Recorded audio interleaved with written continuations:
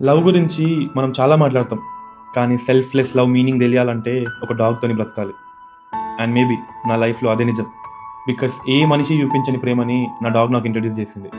మనం పర్ఫెక్ట్గా ఉన్నా లేకున్నా, జేబులో డబ్బులున్నా లేకున్నా, ఎవరూ మనల్ని పట్టించుకోకున్నా, మనల్ని అవి ఎప్పుడు జడ్జ్ చేయవు. They make us feel important, seen, chosen. మనమే వాటి ప్రపంచం అన్నట్టు చేస్తే. మనకు అందరు ఉన్నారు, ఫ్రెండ్స్, ఫ్యామిలీస్. ఫోన్ ఓపెన్ చేస్తే హండ్రెడ్స్ ఆఫ్ డిస్ట్రాక్షన్స్. కానీ వాటి ప్రపంచమే మనం.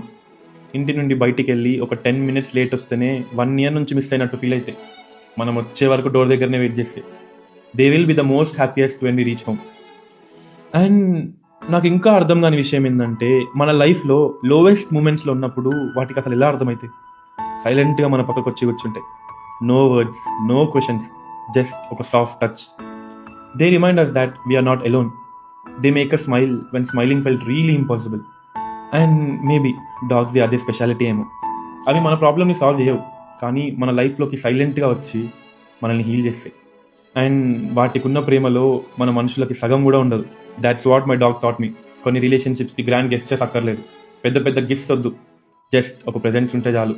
If you have a dog at home, మీరు నిజంగా అదృష్టవంతులు.